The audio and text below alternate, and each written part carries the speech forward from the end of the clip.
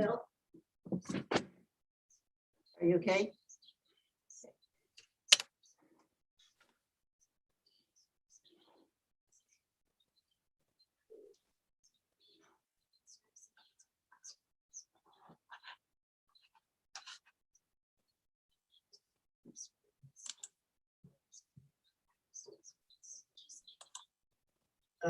We'll get it.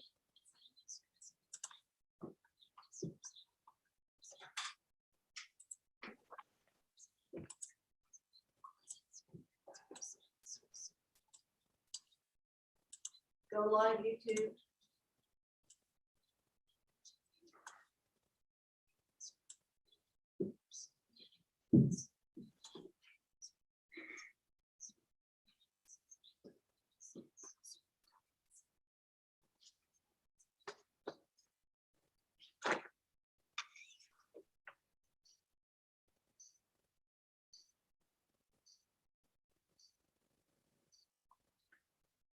And good day, everybody. Peggy Berryhill here with you.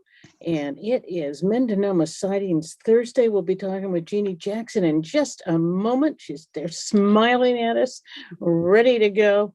Just a couple of short reminders. The Coast Highway Art Collective is starting its 9th anniversary, and this weekend will be open. That's up in Point Arena. So you might want to go up there and, enjoy the art from our local artist, and that's the gallery just north of the Redwood Credit Union and the post office. It's a big red high sloped roof, and with a yellow sun on it. So not remembering words this early, it doesn't bode well.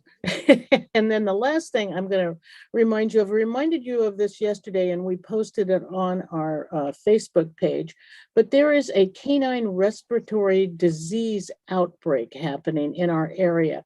We got notices from both of our vets. Our vets are Occidental Vet and, of course, for emergency health care, pet care in Santa Rosa.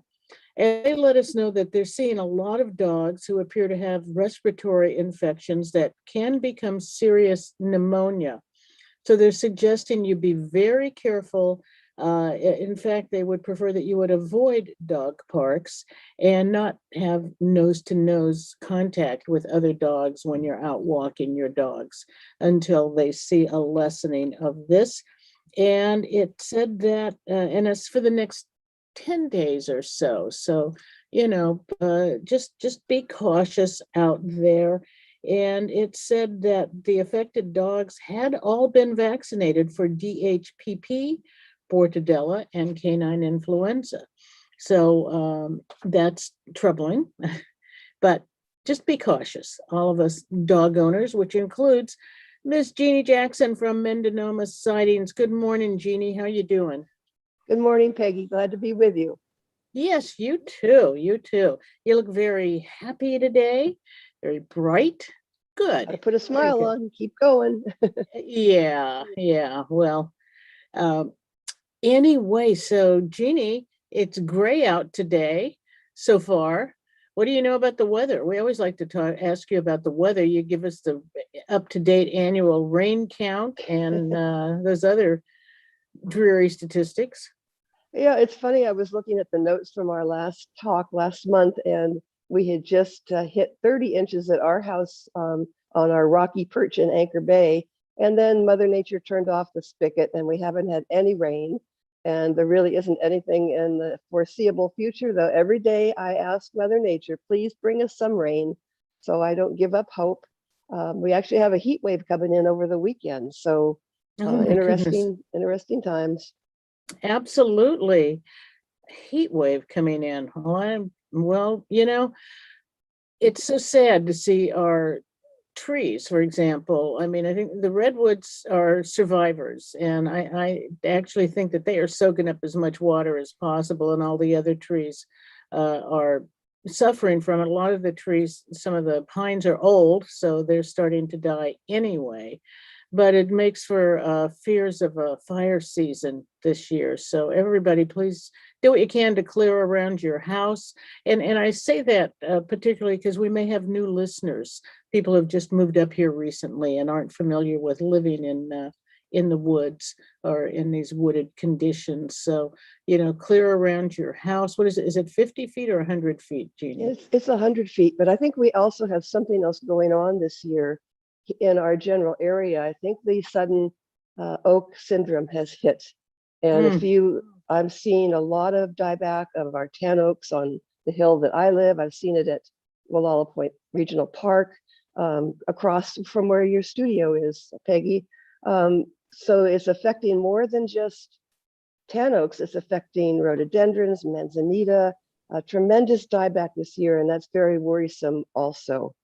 You add that to the fact that we have drought and other plants are stressed. I took a walk with botanist Peter Bay, and he was looking at some of the salal. That's a flowering, low-growing plant, and they're pretty stressed from the lack of rain. So that leaves them open for fungus and other disease. So it's a pretty tough time. And I would hope that our native plants would survive it. They've survived it forever. But we know with climate change, things are different. So we'll just keep an eye on it and do the best we can. But I've been taking out some of the dead manzanita and tan oak just for fire safety. Fire safety is absolutely critical right now. And we just across the street from the studios on those the lots that Chris Beach owns, they've been taking out a lot of the dead trees. I don't know if they're going to build over there or what, but it makes me feel a little bit safer having all of that those dead trees gone.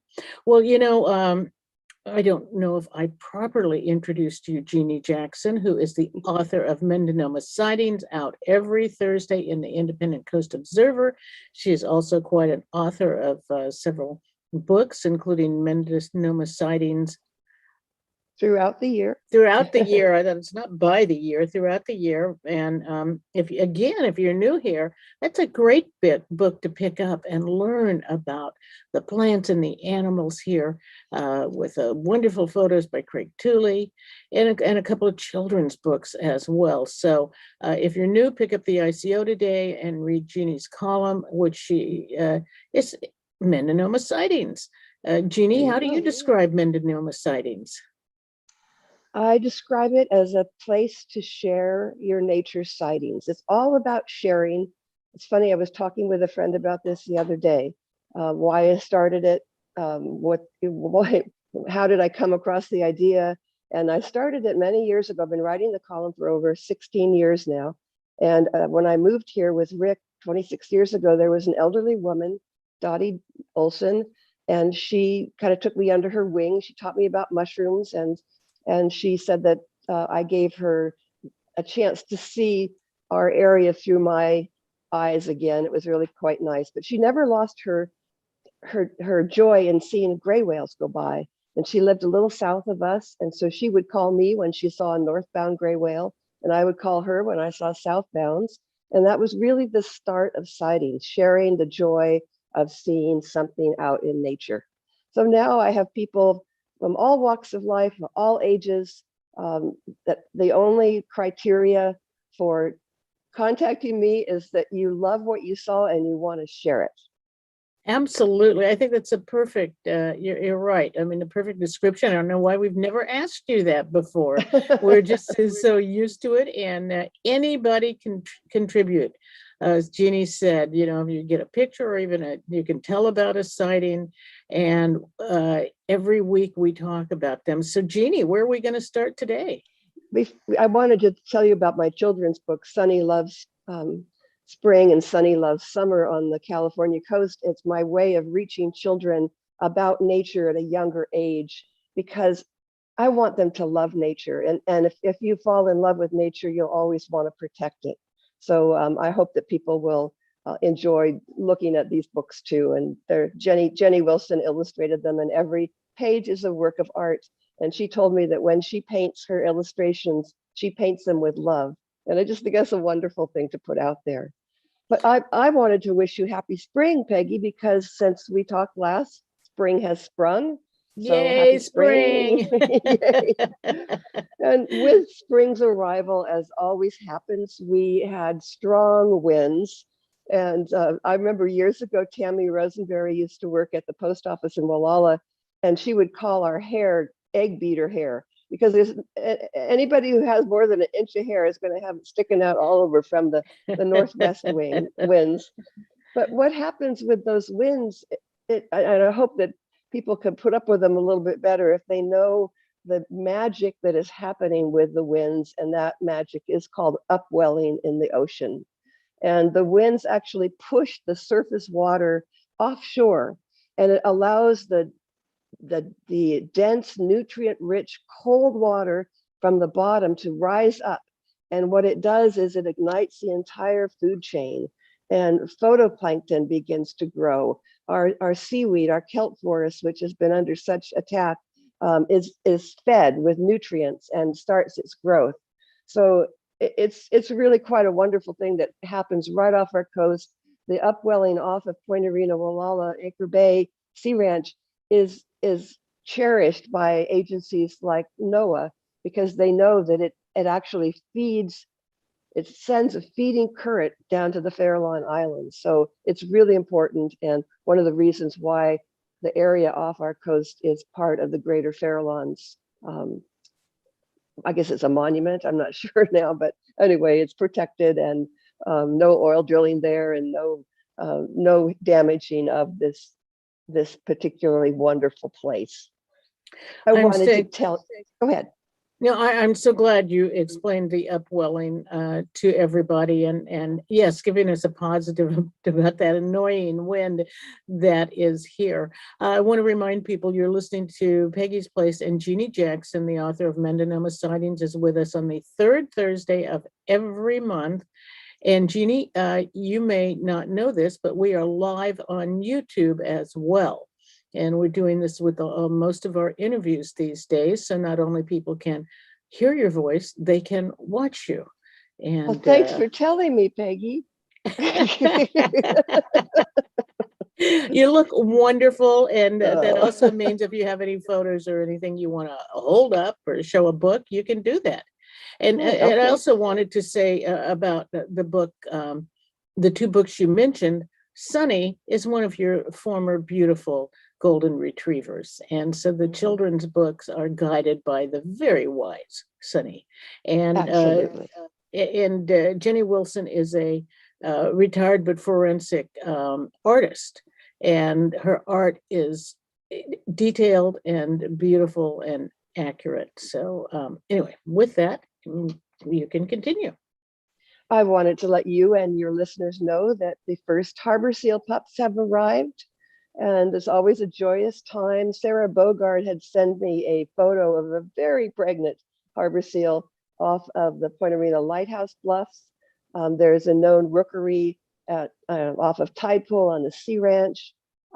There's several areas along the coast where harbor seals give birth. They pick secluded areas. The one off of the Sea Ranch is a beach that the owners and guests of the Sea Ranch use, so they have to close it this time of year. And I'm very glad that they take this stance. They have a wonderful docent program that people from all places on the coast participate to be on the bluffs overlooking Tide Pool Beach, and they educate the people, make sure the dogs are on leashes, because you wouldn't want to do anything to destroy these very tender first moments when the harbor seal pup is born. And they're born on the rocky coast there. The first thing that they will do after the pup emerges is they will touch noses. The pup will touch noses with its mom. It's very, very sweet. Eric Sederholm was there to photograph the first known harbor seal pup of the season.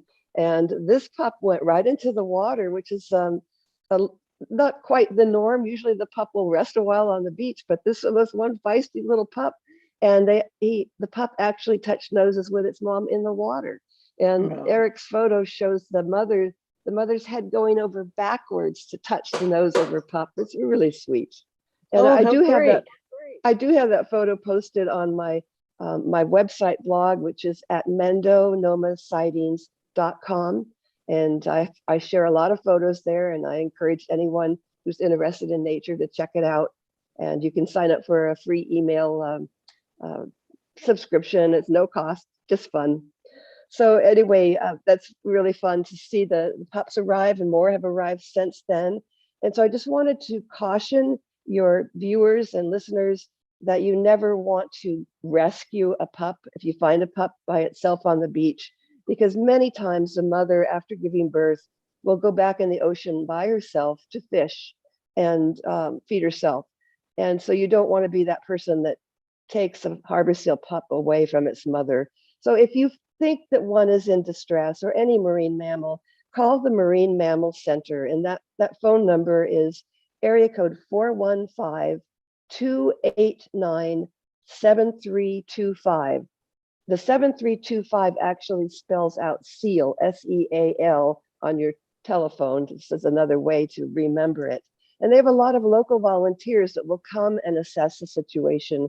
And I would say the vast majority of the times, the animal does not need to be rescued. One year, a man and his young son picked up a pup on the beach, took it to Walala, was at the gas station when one of the docents came, and they were just so upset because there's probably no way to get that pup back to its mom. So anyway, it's wonderful to be able to watch this nature scene. You want to keep your dogs under control when you go to beaches this time of year. Check out the beach, make sure there's not new life that needs to be protected. So sometimes an elephant seal will come up and molt on a local beach. So you should always keep your dogs under control. And once you find the beach is clear, then it's up to you whether you let your dog off leash.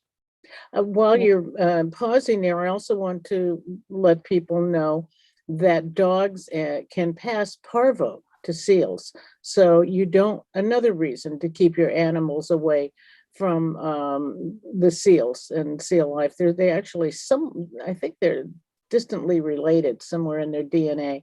And so you don't want that to happen. And always be a good dog owner. And boy, you do not want to mess with an elephant seal.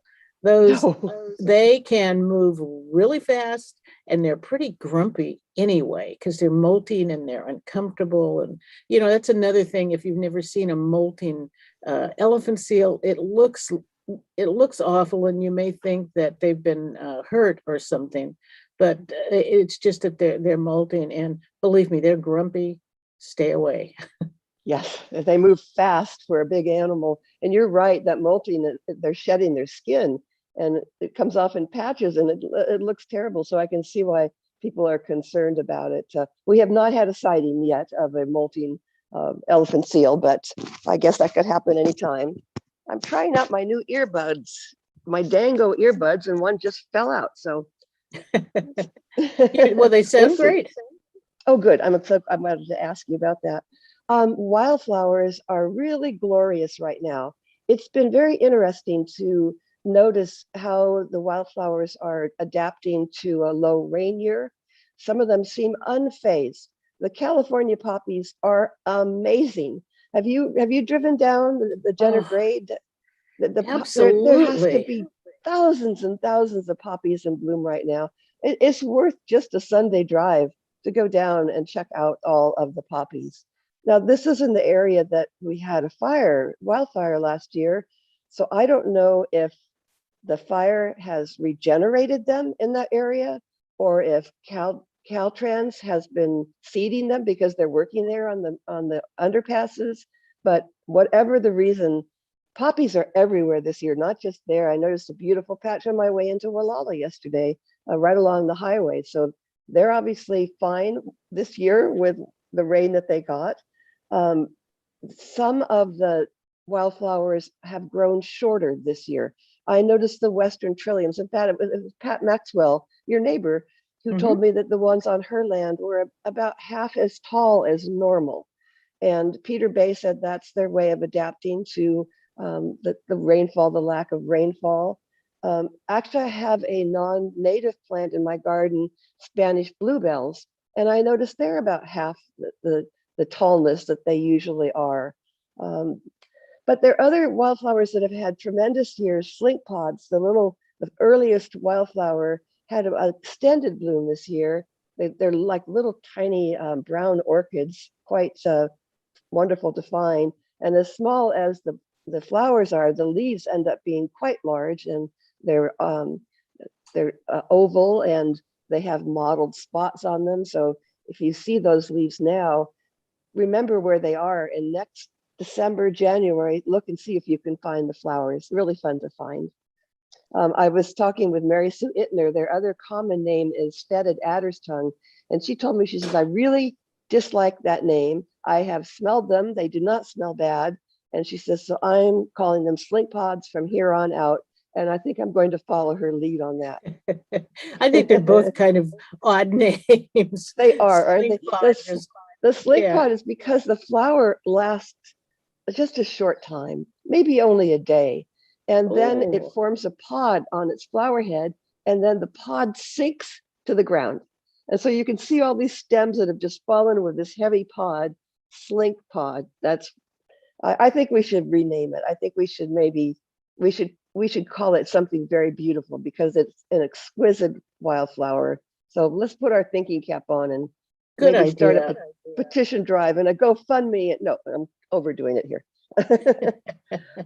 I wanted to tell you that I took a walk on the Salal Trail with Chris Peckle a couple of days ago. I'm so glad that I did. It was last Friday, and it was very windy. We were meeting at 11 o'clock, and we were going to walk at Walala Point Park. And she said, let's do the Salal Trail because we'll be more protected from the wind. And she was right. A lot of people, as you mentioned, we have a lot of new people who've moved into our area and who are working remotely from here. Lucky all of us. And you may not know about this trail. It's rather hidden. And the entrance to Salal Trail is at the first parking lot of Walala Point Regional Park. So as you pull in, go through the pay station and turn left into that parking area, look to the left and you'll see a signpost with barefoot feet on it. And that takes you to that's the start of the Salal Trail. And it goes along Highway 1 by the golf course and then turns inland. And once you get past, once you turn inland, you're on a beautiful trail with Salal Creek. And there's a beautiful waterfall to discover. Some people call it a grotto. Some people call it the magical place. It's just very serene and very beautiful. It's still running. It's still flowing. So I don't know how long it will continue to flow with the low rainfall, but it's quite beautiful. But on our way back, we found Calypso orchids in bloom, but we found a rare white Calypso orchid blooming a few inches away from a normal colored. So this Chris's photo will be in today's ICO. It's just exquisite. And I ran it by Peter Bay, and he says, Calypso orchids do fade as they age, but he says there are known cases of rare white Calypso orchids, and this one is just perfection. It's just beautiful. So I saw a couple of people and was able to tell them about it, and they rushed out to see it too. So I was glad about that. In Jeanne, the Calypso orchids are, again, for the newcomers in the audience, they're not very big, and they're often at the base of redwoods, and they're hidden a bit. At least the ones in my yard. I have not seen the ones in my yard in several years, unfortunately, but they're not really big at all, and they're just gorgeous. They're tiny. They're very tiny, and I like to say that most of our native wildflowers are Mother Nature's way of making sure you're paying attention, because you really have to look. You really have to slow down and look, and that's really a good prescription for mental health, to slow down and look. Calypso orchids have a symbiotic relationship with fungus in the soil, so you never want to try to transplant one. You can't. It'll just die. So a lot of our native wildflowers cannot be transplanted because of the symbiotic relationship. And they also grow in undisturbed forests, like you say, redwoods, a lot of duff on the ground. They put out a single leaf that is horizontal and laying on the duff on the ground. So that's a lot easier to see, this beautiful bright green leaf, than the actual tiny flower. So I look for the leaf first, and then in the days and weeks ahead. I look for the flower to come. I have never found one on our land, but I have neighbors that have a really nice wild forest area, and they have a nice patch of them. So I'm allowed to go on there and then look at them. So it's wonderful to find. And some of your listeners, some of my sighting submitters have wonderful patches of this wildflower on their land, something to be cherished. And I've noticed that a couple other plants that seem to be doing really well this year are ceanothus, and that's the wild lilac. It's blooming in profusion all over our area. So it's not surprising that Charlie Ivor would have found the first ceanothus moth, a beautiful large moth with the white Nike-like swooshes on its wings. I think Nike must have stolen the swoosh from the ceanothus moth, but they're here too. And the other wildflower that's doing quite well is star lilies, also known as death camas, as every part of this wildflower is poisonous, but they're quite beautiful. They're taller, and on tall stalks, they have a multitude of white flowers, so they're real fun to see. So those are fun to look for, and I've noticed the first red Clintonia's leaves are up. I like to find out where plants are growing and then look for them in the spring. And it's kind of like seeing an old friend that you haven't seen for a year. And the red Clintonias are a very dramatic lily, and they're the opposite of having to pay attention. They shout, "Look at me! Aren't I gorgeous?" And they usually are in bloom around Mother's Day, but the beautiful leaves are up, and it's fun to see them. Oh, wonderful. Hey, in case you just joined us, that is the voice of Jeanne Jackson, author of Mendonoma Sightings, out in today's Independent Coast Observer, and here on the third Thursday of every month on KGOA. And we are live on YouTube as well. So that means, Jeanne, next month we're going to have to show lots of photos. Okay, Of and some of the things you're talking about. I'll probably wear a tiara too.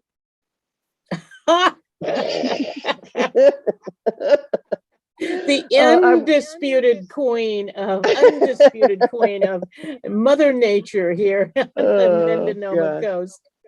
I wanted to tell you that we do have some non-native plants that are quite beautiful right now. I think what you want about them, but Tricia Schuster sent me a photo of the non-native ice plant in bloom on some bluffs at Sea Ranch. It is gorgeous, and you're right. If I had a picture, I could show you right now. It's flame orange is how she described it. Mary Heibel kindly took me on a walk by the Point Arena Lighthouse to find a rare wildflower that I had never seen before, and it's called curly or bluff wallflower. And so we parked by the gate, and we walked towards the Padaha River, the Garcia River. And as we got to the bluff edge of the river, then we walked a little bit to the right, and then looking over the bluff edge were these white, beautiful flowers in full bloom. So I have to admit it, I have joined the Wallflower Club. Yep.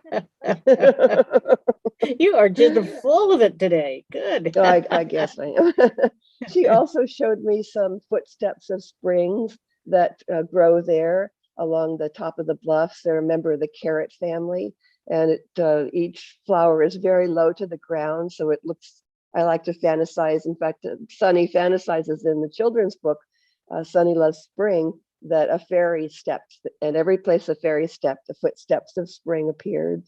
And so they're fun to see. They're phasing out now, but she also pointed out western dog violets blooming in the grasses as we walk towards the river.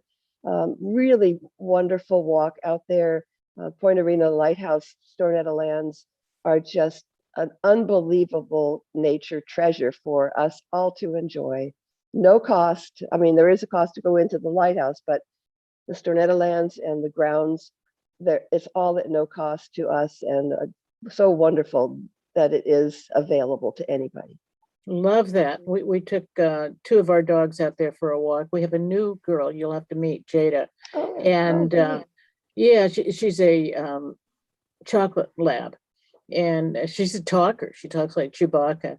But we were out walking along there, and the cows were out. The Angus were grazing right basically on the path where it goes down to the creek comes down, and we walked past. Everything was fine. On the way back, she suddenly decided, I'm going to go look at one of those cows. And of course, she's on lead, but she's a big girl, and she didn't get anywhere. I just had to, reprimand her, and she's fine. She's very bright. But, it's tornado land. I just wanted to add, it is so wonderful. And I did post some of the pictures I took. It was on that beautiful, another hot weekend, blue skies, clear sky day.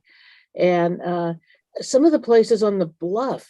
I mean, again, I hate to sound like a broken record here, but if you're new here, please don't go to the edge of the bluffs because they are dry and crumbling. So you can see plenty as long as you stay far away. And I had a couple of pictures where you see that the bluff is just barely hanging on because there's a water and wind tunnel that's just left a little column there to hold up the bluff. So enjoy it all. It's just, you live in a magical place here. And do be careful with your dogs too. If you let them off leash, which you shouldn't, but if you do, and we have lost dogs over the edge of the bluff, a dog that just doesn't understand what's happening and they just go flying off the edge. It's terrible. So we don't want that to happen. We love our fur faces, so we need to keep them safe and keep yourself safe. It's very, very good advice, particularly, well, any place, but there are a lot of tunnels underneath the bluff edges, and it can let go at any time. So be careful. Pelican Bluff in particular for dogs is just, that's an extremely steep edge. There's, so please, just another thing for dog owners. Another wonderful public access place is, I was talking with a friend yesterday about Pelican Bluffs, and he hadn't heard of it. It's about 5 miles south of Point Arena, of course, on the west side. And it was brought to us by the Mendocino Land Trust. I love our land trust, the Redwood Coast Land Conservancy, who brought us Mill Bend. Thank you so much, everybody. And Hearn Gulch and Bluff Trail and Cooks Beach and MLT, Mendocino Land Trust, brought us Pelican Bluffs. And it's a lot bigger than it looks from the highway. It's a huge piece of property, and it has many different habitats. It has a healthy pine forest. It has grasslands. It's got hundreds of wildflowers. It's well worth a trip.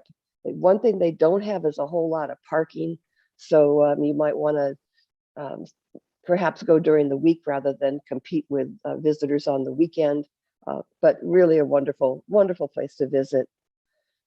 So getting back to sightings, our winter mushrooms were a bust. I have to say, with the lack of rain, I found no hedgehog mushrooms, which I love to eat.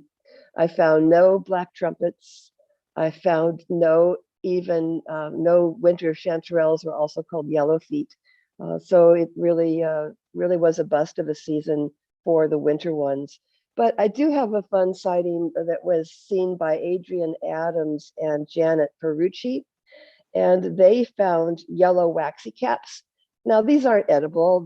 I like to call them flowers in the forest because they look like almost kind of like a rose. They're round, and there's the yellow ones and there's the scarlet ones. And so Janet thought she was seeing daffodils in the forest because she saw this burst of yellow, and she wondered how the daffodils got in the forest. But then she found out they were this particular type of mushroom, and she said they were like a bouquet of flowers the fairies created for our pleasure. I thought that was pretty nice. Those fairies have been all over the place, haven't they? I guess they're busy. I had no idea. So one of the things to treasure about the Mendonoma coast is the lack of light pollution. We don't have a lot of overhead lights, and even the Sea Ranch they have prescriptions against outdoor lighting. And what that gives us is a view of the night sky as it was seen by our ancestors. So that's something to be treasured. And local photographers get out there and they photograph the Milky Way. And Paul Kozel did that again recently. He photoed the Milky Way through a sea tunnel that he found at Walk On Beach. So of course he would have to go at low tide so he could set up his equipment inside the sea tunnel. And it was shared on page 1 of the ICO, and it is on my Mendonoma Sightings website. Just beautiful with the Milky Way shining through the tunnel on either side. Just beautiful. So I just wanted to point that out to your listeners. And Paul Coe's little studio is just across the street from KGUA. It's right on Highway 1, Studio 391, and you can see his wonderful works. And yes, he does specialize on, I would say, on the Milky Way. And last night, did you see the sliver of the moon? I didn't, but a gal down in Bodega Bay who has a blog, she posted it, Jackie Sohn. So I got to see it there. So nice. It was beautiful. I was just out in the Yes. yard and I kept seeing this light and I thought, what is that? Is that a satellite? What's going on? And I had to walk through our woods and then I finally saw, oh, it's the moon. Right. I don't mind this fog because we get a lot of moisture from it. I saw my deck was all nice and wet this morning. So we do get moisture from the fog, and that's something to be treasured this year. I've had a lot of submissions of red-shouldered hawks, photos of red-shouldered hawks, and these hawks are all hawks are beautiful, but they're quite beautiful, and they're associated. They live in tall trees and near water. Well, that's kind of a good way to describe our coast: tall trees and near water. And Neil Silverman, another excellent photographer, photographed one just perched near the Wallala post office. And Michael Maida, I hope I'm pronouncing it right, Mayda, he and his wife are newer residents of the coast and live off of Iverson up on the Wallala Ridge. He had one land on his light fixture. And I don't ever have a hawk land on a light fixture and pose for me. So I don't know how Michael managed that. I guess beginner's luck, huh? And he photographed it with just a beautiful photo of him. We've seen Peregrine Falcons. Gailey Jackson, no relation, has been photographing them at the Wallala River. And we haven't seen the 2 bald eagles at Wallala together recently. So that makes me wonder if she is sitting on a nest. And we do believe that they successfully raised a chick last year, the first time.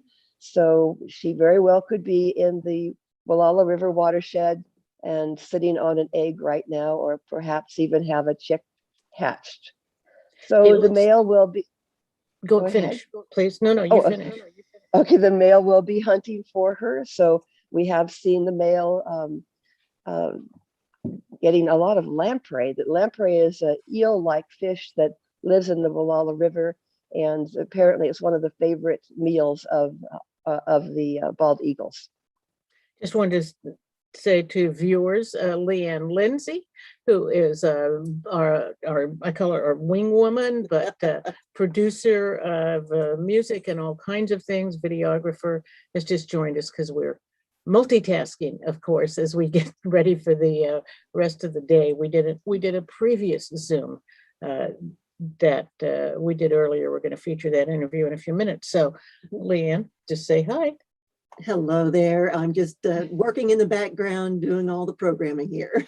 It's kind of like the Wizard of Oz. Ignore the woman behind the curtain or in front of the curtain. Okay, Jeanne, take it away. All right. So there's been several bald eagle sightings to our north, which is exciting people there.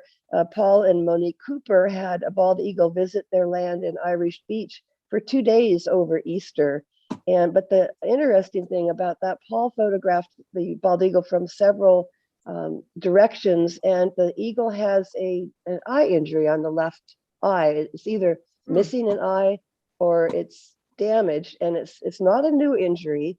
I sent the photo out to a lot of experienced birders to our north, and I have not heard anything back if they have seen this bald eagle before. So there's a story there, and I'd like to learn more about it, but I don't have anything more yet. Perhaps next month when we talk. Teresa and Rick Deniston, whose home overlooks the Wallala River and the Pacific Ocean, have seen the bald eagles mating many times, and Teresa managed to photograph them in the act, and it's been quite entertaining for people to watch this. There's lots of movement on the screen here. I don't know what's going on, thank you, but there's a fun competition between some of our photographers. You mentioned Craig Tooley, who did my Mendonoma Sightings book with me as one of our excellent photographers, and another excellent photographer is Ron Bolander. And the two, along with several other people, have been going out together and photographing at the Walla River. And apparently Craig has never been able to photograph the ruby-crowned kinglet. He's photographed the bird, but not the red feathers on the top of its head. And the bird doesn't show them very often. And Ron recently managed to get a photograph of the ruby crown, and Craig still hasn't. But I have no doubt that Craig will come through and get his own picture of those little red feathers on the top of the male ruby-crowned kinglet. So a little competition between photographers. No kidding. We have some of the best photographers here. And certainly Ron and Craig and Ron Bolander has entered several in some national competitions, and he's just wonderful. So anyway, you know, they exhibit from time to time at places like Walla Arts or the Whitecap or Coast Highway Art Collective, a lot of different studios here, and you post their photos and they often post them as well. So the ruby-crowned kinglet. Ruby-crowned kinglet. It's a little bird. Often you just hear it rather than see it. And so it's fun. It's a fun competition. And, you know, we have a lot of birds right now that are singing. Male birds are singing for their mate. And I've been listening in the early, I'm an early riser, and I'd let Dee Dee, our golden retriever, out. And it's close to dawn. And I'm listening for the hermit thrush call. And I heard it last week. And it just lifted my spirits to hear this call. It's the trill is always on an upward note, and they go up, up, up, and they start another segment, and it's even higher until they go so high you can barely hear it, and maybe there's more notes that we can't hear above our hearing ability, and then the bird starts all over again. And I'm like, yes, you are the best singer, and you will find the best mate. So it's fun to hear them. And another thrush is the Swainson's thrush. They also have a beautiful trilling call. So listen in the early morning hours for your concert, courtesy of Mother Nature. I heard a wonderful native story from a storyteller in, oh gosh, where was I, Maine or Connecticut, decades ago. And she said it was a story of how all the birds got their songs. And so all the birds kind of stood up and took their turn, and they all flew up into the sky and got their songs. But one of the last little birds cheated, and it was a thrush, and it jumped on the body of a big bird, like an eagle, and it went way, way, way up into the heavens and got this beautiful gift of its song, the thrush. But when it came back, all the other birds had had their turn, and it was so embarrassed that it had cheated, which is why we only hear the thrush, like you say, early in the morning, and oftentimes they're deep in the woods. Because they got the most beautiful song, but they cheated. Oh, I love that story. That's great. I don't know about cheating, about just took advantage of. Exactly. They were smart. Yeah, I once they pair up, the hermit thrushes, and they are birds of the forest. I rarely see them. They will call to each other all during the day, and so it's not the mating call, but you can hear them warbling away to each other once they pair up. It's really quite wonderful to hear. Ospreys have arrived, I think when we talked last, they had just arrived from their overwintering grounds way to our south, and I get to watch one through our spotting scope, a nest about a half mile away. And in recent days, she has been on the nest, hunkered down, so I know that she has laid her eggs. This has been a successful nest for many years. Ospreys mate for life. They go their separate ways apparently during the winter. Let's take time off from each other, and then they The male arrives usually a week or so before the female. And in this case, it seemed like they arrived 1 or 2 days apart, and got busy working to redo their nest and reinforce it. And boy, they work hard. You know, I mean, the female gets to sit there on the nest now while the male has to fish for her.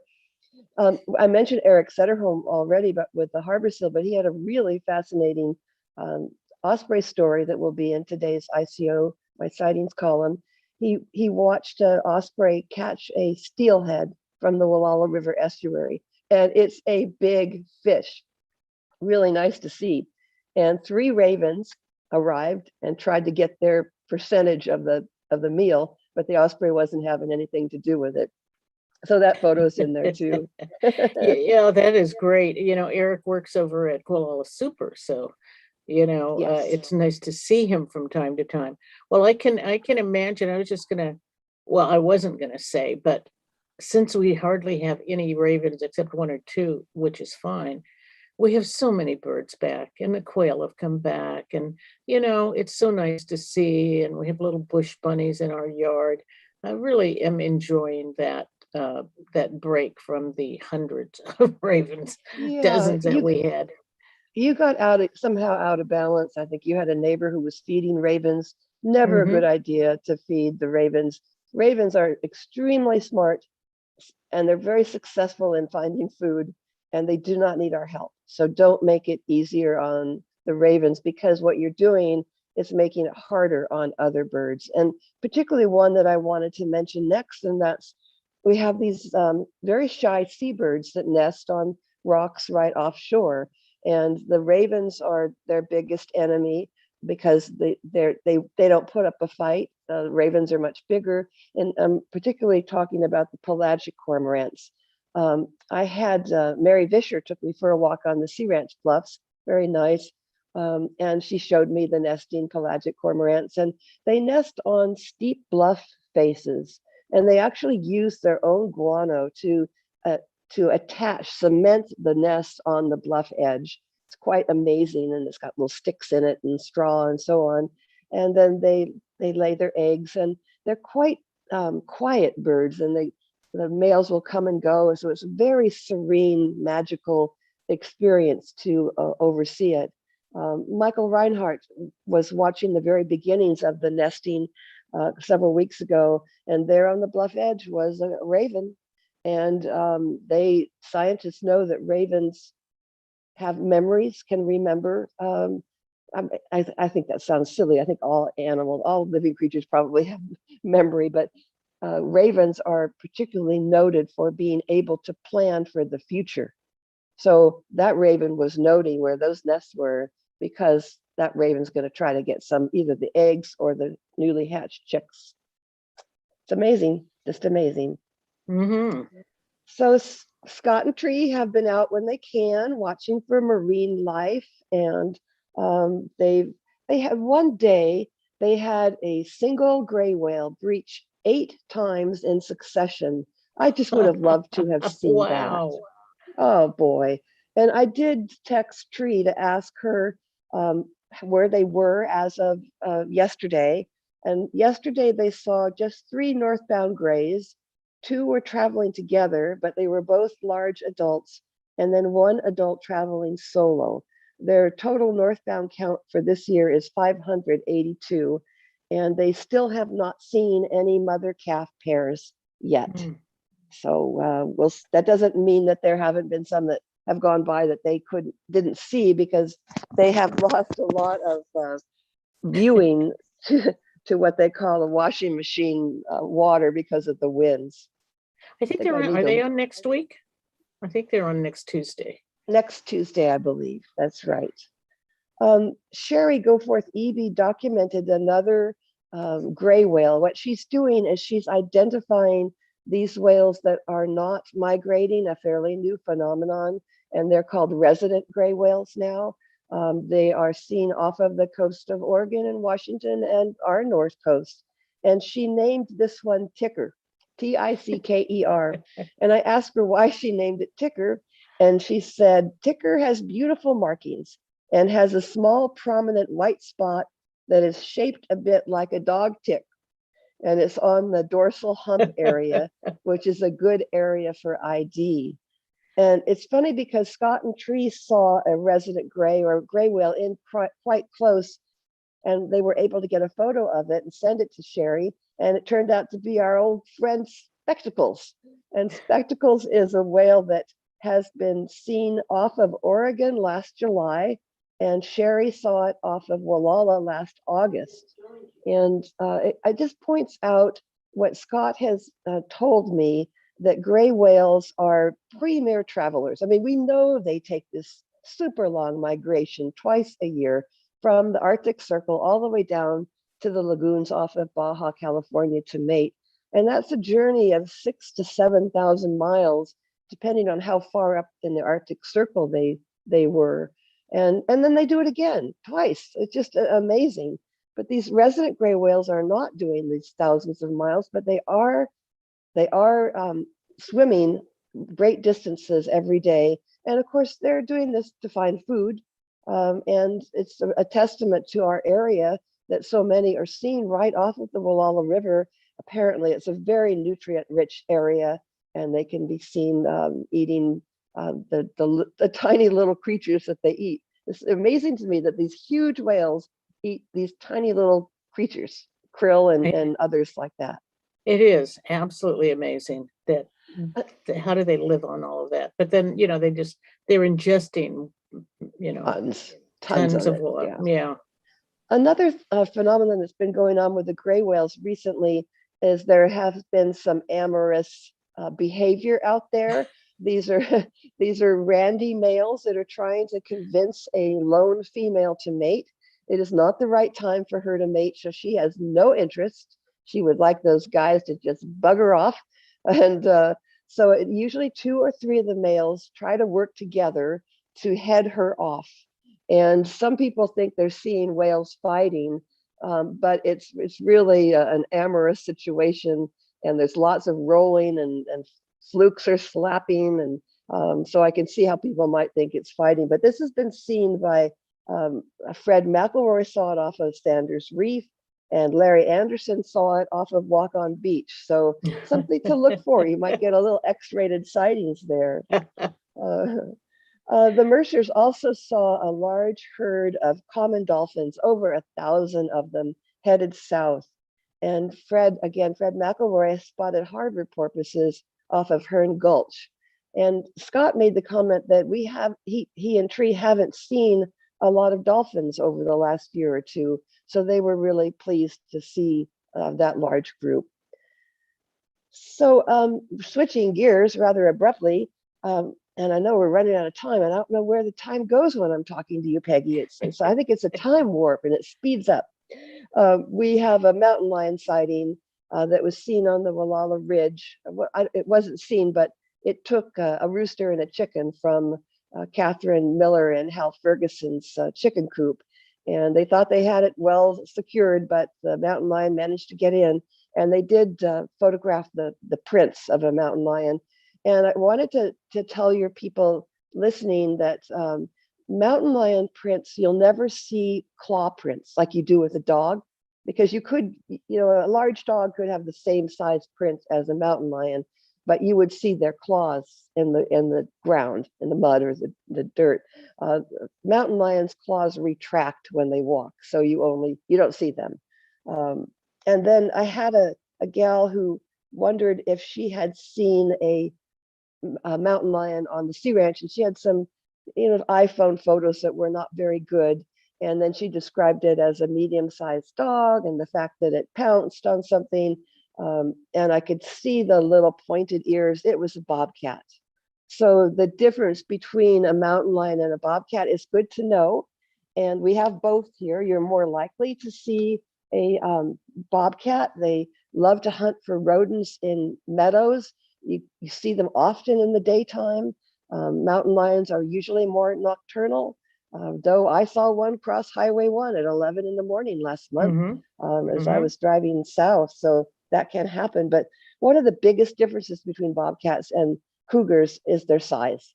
Bobcats can be up to 3 feet long. Mountain lions are much larger and can be 7 to 9 feet long. Bobcats have a tuft on the top of their ears, and mountain lions just have a nice rounded ear. Mountain lions have very long tails, 2 to 3 feet long, and bobcats have short bobbed tails, which are just a few, 3-4 inches long. Bobcats have black spots, and mountain lions are all a tawny color. So those are just some general ways to tell them apart. And once you see a mountain lion, if you are blessed to see a mountain lion, I think you will never confuse it with a bobcat again. They are magnificent, large animals. They move with such grace and strength. It's just amazing to see. I've only seen a couple, but I have seen them. I saw a young one at the bottom of our road one year, and Rick and I saw an adult while we were hiking in Point Reyes some years ago across the canyon, and it was in the daytime. So again, don't think you're seeing a rabid animal. These animals are out when they need to be to find food. And this mountain lion looked at us across the ravine, and we looked back at it for some minutes, and I'll never forget it. That sounds like a beautiful, safe encounter. There is nothing like that saunter they have. They're so large, and as they saunter, and you often will, as you say, see them crossing the highway one direction or the other, but that long tail of theirs that they use for balance. And I was trying to think of a dog that's the size of a bobcat, and they're bigger than a Cocker Spaniel, but not as big as a Irish Setter. You know, there's somewhere in between, and they're very compact. But the lions, no, they're long, and they just beautiful animals. And so they are. What is that? I always get this wrong. Is it crepuscular? Meaning that they feed at dawn a lot of time, and dusk. Yeah, right. Crepuscular, maybe that's what it is, and dawn and dusk. And so that's the most dangerous time to be around. And we have quite a bit in the canyons right above us, Jeannie, up by the radio towers. They hang out. There's been a mother and cubs up there over the years. So and this anyway, is they're just here. This is the most dangerous time for your pets because they are their hungriest right now. I took your advice or your comments about we have a lot of new people here, so I've tried to expand a little bit on some of the things that I've learned over the years about the comings and goings, and with mountain lions, they prey on the young deer. So fawns usually are born around the 1st of May. So this time right now, they're the most hungry. So keep a close eye on your cats. They take cats, they take dogs. They're not known for attacking people, but we had a mountain lion expert talk at a Sea Ranch forum once, and this fellow said, when you're hiking in the woods, don't put the smallest person at the back of the line. So if you have a child that lags behind, that this time of year, it would be good not to let that happen. You want to make yourself look large if you come across a mountain lion in the wild. I wrote last week, I believe, that I think it would be a good idea to hike with one of those large umbrellas. You could use it as a walking stick with it being furled up. And if you came across a mountain lion, you just pop it open. Just the surprise of an umbrella opening up would scare the big cat off. And then you raise it above your head where you've made yourself look even bigger. And another thing that I found is that mountain lions do not like the sound of human voices. So talk to it, sing to it. Or talk and sing in the forest if when you're hiking along. I do it. I sing all the time in the forest. I'm sure you do. I haven't heard a mountain lion criticize me yet. Jeannie, we're down to about 90 seconds. So I'm going to be doing there's 2 presentations I wanted to mention. Friends of Wallala River has one coming up on Earth Day, April 22nd at 7 p.m. It's about a fish expert who's going to teach us a lot about steelhead and other salmonids, salmon, and I'm going to be a host of that event. It's 7 o'clock, it's free. And then the following Thursday, the 29th, I'm going to do a presentation for the Mendocino Land Trust of my most rare and unusual sightings photos. It's a really fun slideshow. Again, a free presentation on the 29th at 7 p.m. So you can go on both organizations' websites to get the link, and I hope to see some of you people at these 2 really fun events. Oh, please make sure that we get PSAs about that, because we haven't been getting many PSAs in this COVID season. So Yeah, we really, one is if you've never seen Jeanne, you really do want to go to one of her presentations. great. All right. Well, Okay. I guess we're over time, and I'll have to save my great sightings of a spider for next month. Spider, well, we'll save that spider for next month. Yes, my producer is yelling at me from the background. Time, Peggy. All right, Jeanne, it's Bye, always wonderful everybody. to see you, and say hi to Dee Dee. I And will. you have a great day. Thank you so Thank you. much. Always great. Bye. Mendonoma Sightings with Jeanne Jackson. Check her out today in